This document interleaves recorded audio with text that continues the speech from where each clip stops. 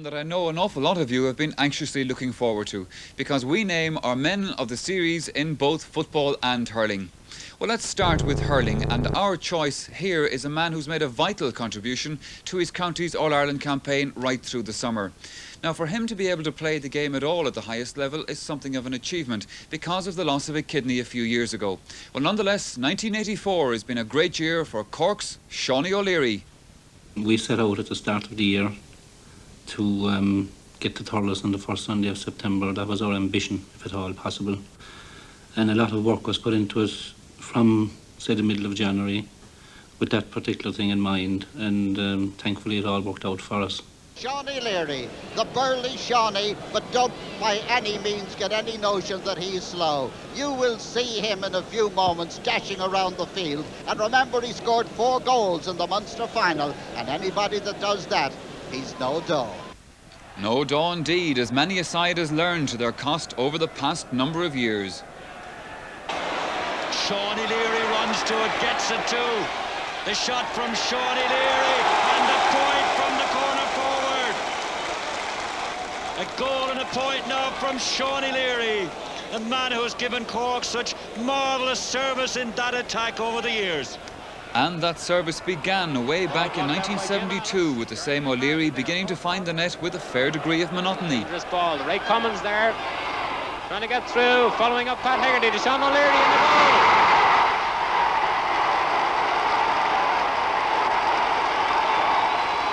Sean O'Leary coming out for it with Charlie McCarthy, and also coming out for it is John Maloney, gets it, and the ball, goal!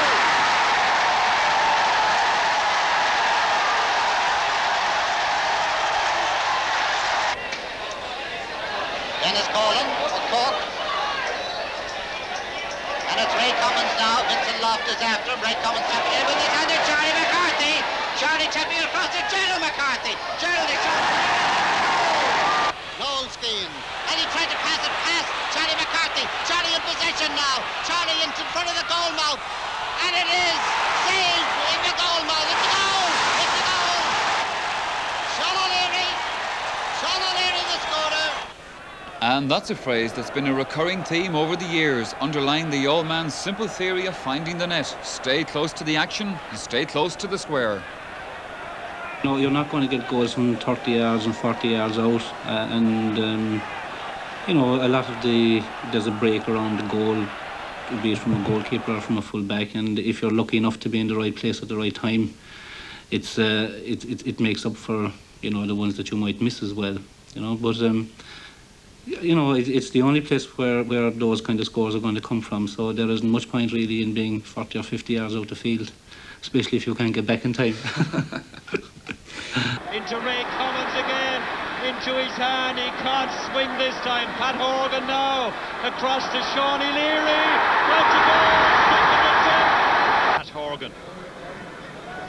The scorer of 6 points in the first half, 2 of them from 65-metre shots. With this 65 now, John Card, Shaunie Leary. But it's John Buckley coming away with it for Cork. The long delivery by John Buckley. Shaunie Leary gets to it, knocks it in. Tim Crowley now, Shaunie Leary, and there he gets a stick to it. Shaunie Leary finished it. He had his eye on it, right as it came in from Tim Crowley. But does it make it that much more difficult for you to get fit and to get to the standard you have to do to win All-Irelands because of the kidney problem? Yeah, well, it doesn't affect me much. It doesn't affect me at all at this stage. But what I did over the last few years was that I did most of the physical training for the first 3 or 4 months of the year, and then did very little of it. Concentrated mainly on hurling training, which we did this year again. You know, I would say that the amount of physical training we did before any of the championship games this year, I would imagine was about 15 minutes a night, 20 minutes at the outside, you know. And some of us then would be kept on maybe for 5 minutes at the end or whatever. But we were always fresh, I felt, going into each of the championship matches this year. Now, this problem, Shaunie, emerged a few years ago. In a rather peculiar way, it was discovered that you had a kidney problem. In 77, yeah, before we played Wexford, I got struck by the ball before the match started, and I went into hospital afterwards and to have my nose mended, and whatever tests they carried out anyway in hospital, they asked me to stay on for a while. So I finished up a couple of months later anyway with this problem. But you know, everything has worked out fine, and I actually feel a lot better since I got everything cleared up. I remember you walking off the pitch that day with blood running from your nose, obviously, after the injury. And I often wondered to myself what Shaunie O'Leary was thinking. I did actually play the game afterwards. I missed the parade, all right, that was what I missed on the day, but I felt fine. Once the bleeding was stopped, there wasn't any great problem, you know. Here is Shaunie Leary, the man who nearly didn't play, and he sent this one high and he sent it over the bar. Gerald McCarthy doing well, adding to it to Shaunie Leary coming across. Teddy O'Connor is after him. It's a good one. Oh, a grand goal. Maybe Shaunie should get a knock on the nose before every game. He certainly has shown his worth here, his second point of the game. Do you run a risk at all by playing the game? No. So I'm told anyway. No, I don't think so. I mean, I have been to medical people and none of them has told me not to play or that I was very silly to be playing, so I don't accept that there is any risk in it. And he underlines that belief by refusing to wear a protection, yet doesn't spare himself when it comes to challenging for the ball. He goes in uninhibited. Even the formidable Frank Commons doesn't cause him to hesitate. It's a 50-50 situation, but the ball is there to be won, so O'Leary goes in to win it. It really was the game that I always wanted to play and always loved playing. But I remember in younger times, when I was younger, going to Munster finals and Munster championship games when Tipperary absolutely hammered Cork every day, every year, you know. Until 1966, I never saw a Cork team winning a Munster championship game until 1966. And then I suppose there was a bit of a resurgence then in Cork, but Cork actually lost again in 77 in the Munster Championship. But from the time like that I started playing, we've won 9 of the last 14 Munster Championships. So like, you know, the people that we obviously looked to at the time might even have been outsiders from Cork, you know, because the Cork scene was down. There have been funny upswings and downswings in Munster hurling over the last 10-15 years. Yeah. Perhaps the biggest of all, Tipperary fading away. Yeah. Well, Tipperary are probably going through the same patch as Cork went through up to 66, you know, from whatever it was, 50 for 12 or 13 years, whatever it was. And, you know, obviously this year's Munster final was a great showpiece, and the fact that Tip were involved in it was probably made it that bit better, you know. But we have played Tipperary in a lot of games over the last 4 or 5 years, and well, I remember we won 1 match by a point, and there was only a few points then in other matches. So they've always been there or thereabouts. Just the fact that I suppose they're probably finding it difficult to get the right blend together, whereas we have had relatively settled teams going into games against Tipperary. But I've no doubt like that their time will come again. Well, that may well be, but in the meantime, O'Leary has proved himself quite a thorn in the Tipperary men's side, and not just in Centenary year. The scores level again. 18.5 minutes, in fact, in the second half. Jimmy Barry Murphy for Cork. This is Shaunie Leary breaking away. Can he get through? It's a goal! Shaunie Leary! And there's the Shaunie Leary shot. That's the lead. But do you think there is an argument for an open draw in hurling? Do you think it would bring the game on better in the weaker parts of the country? It's a thing really, Michael, I have never thought about greatly, to be honest with you. I certainly look forward to a Munster final every year, in particular when you're involved in the thing. I think it's probably even more exciting than an All-Ireland final in many respects. You know, the fact of going to Thurles or Limerick or Páirc Uí Chaoimh, wherever the game would be on. And I have looked forward to Munster finals in lots of cases, maybe more often than an All-Ireland final. And for me, it's a very special day. Michael Doyle's got it in his hand. This is Dennis Mulcahy, and he comes away with it. Jimmy Barry Murphy, Tony O'Sullivan has got it. Tony O'Sullivan's probing shot. That's it, yes, no, yes, Shaunie Leary.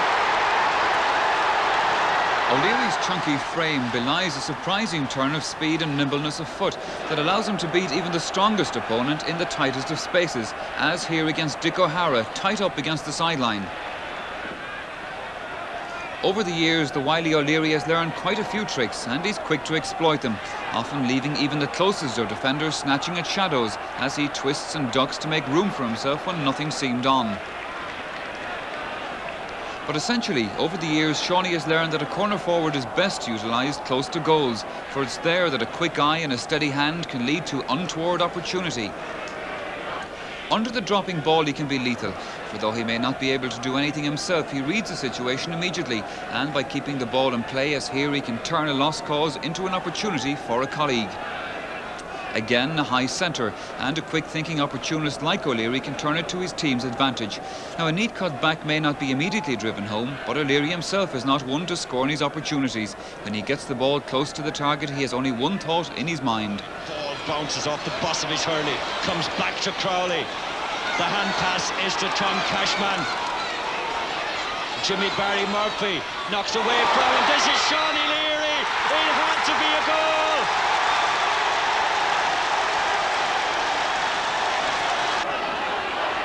Charlie McCarthy coming out for it and sweeping it away for Cork. Shaunie Leary and under, and Shaunie's got it. It's a goal, yes. Shaunie's got it. It dropped just right for him. That's Shaunie O'Leary. He's got Charlie McCarthy inside him. Now he's got around Joe Clark, and it's stopped by the goalkeeper and got away. Pat Hegarty for Cork. Ray Cummins knocking it further on. This is Shaunie Leary. Recently, the GAA launched a video on the skills of hurling, a coaching video aimed at young people and young fellas at school level. But do you think the GAA is doing enough to push the game of hurling to kids? I think it is really.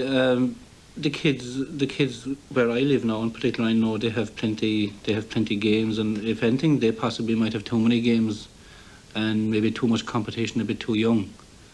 And the danger I would see there is that you could lose fellas to the game, you know, when they get to maybe 15, 16. There are loads of competitions for guys between 10 and 14 and 15. But, you know, the problem age, obviously, is when you get a guy that's between 16 and 18 at minor level. And I think if they get too much of it when they are very young, you know, there is a good chance that you will lose them. Not that you will lose them to any game. You know, they may pack up sport completely. So I would think that it would be too bad, I would imagine, to give them too much at a very young age. That wouldn't be my own opinion on that. Well, a matter-of-fact summary there by a man who's been at the centre of some controversies himself.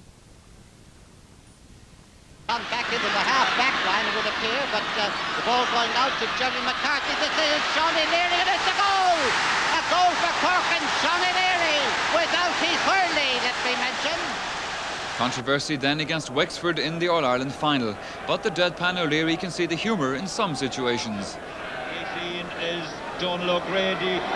Shaunie Leary completely missed it. Shaunie Leary knows that was a terrible miss. I think he enjoyed the miss. Well, O'Leary there missing the occasional one as if to prove that he doesn't put them all away. But many goalkeepers have come to accept that he's something special. He himself sees Centenary year as something special, and a lucky one for him. Yeah, well, 1984, you know, was a very lucky year for me. I got a few goals, all right, at different stages. But, I mean, I can go back to last year, and I don't remember getting too many. You know, there's a lot of luck attached to it. And we played a lot of games at the start of the year, which I felt did our hurling an awful lot good, and it sharpened us up a lot. And we didn't do a terrible amount of physical training coming up to any of the championship games. We concentrated most of the time on hurling and skills. And I think it actually worked for us. I think it worked very well for us this year. John Fenton now striking low. It's stopped, and then it's got in. It's Kevin Hennessy, I think, or Shaunie Leary. Between them it is. Michael Doyle's got it in his hand. This is Dennis Mulcahy, and he comes away with it. Jimmy Barry Murphy. Tony O'Sullivan has got it. Tony O'Sullivan's probing shot. That's it, yes, no, yes. Shawnee O'Leary.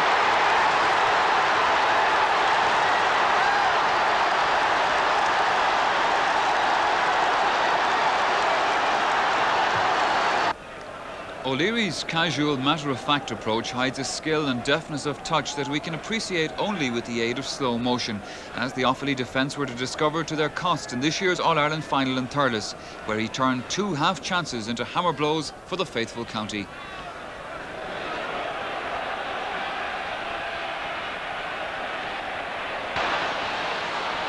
From Oswald Cahy, Pat Fleury, and there's a nice pass in now. Jimmy Barry Murphy to Shaunie Leary. That's a goal! And Jimmy Barry Murphy to Shaunie Leary. The old fowl were back in tune. And this is John Crowley. And Shaunie Leary going in, a shot, and it is another. It's a goal by Shaunie Leary. King goal himself. What an amazing man, playing for the county since '72. Would you ever think at this stage that you've done enough and put the old Hurley away, or how long more do you intend to continue playing for Cork? That's a very difficult question at the moment, Michael. I don't know. We'll see after Christmas again how the weather is. And if it's anyway good at all at the start of the year, we might try for a while again. But it's difficult to say, you know. It's a long year, you know, and between club commitments and everything else, it's difficult enough. So we'll see again at the start of the year anyway. Well, I've little doubt at all we'll be seeing Shaunie O'Leary in a Cork jersey for a few years to come yet.